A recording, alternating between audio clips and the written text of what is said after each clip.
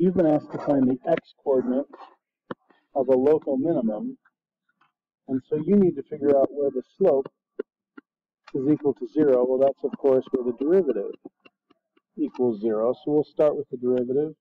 Bring the 2 down, negative 2 times 2.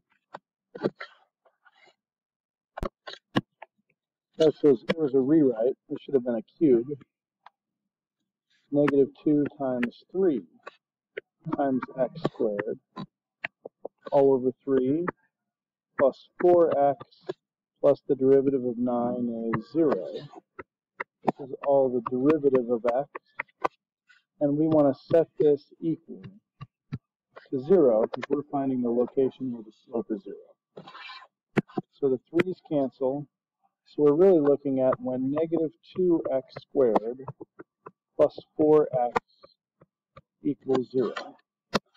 In order to solve this, we'll factor out a negative 2x, and we'll be left with x minus 2. So now as I multiply this back, I get my positive 4. So I know that I'm right there with my factorization. And this equals 0 when x is 0 and when x is 2. So to have a look at this derivative, we know that we've got a 0 at 0 and another one at 2.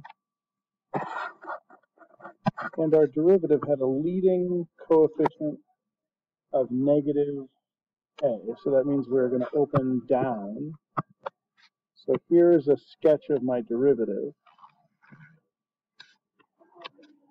This is f prime of x.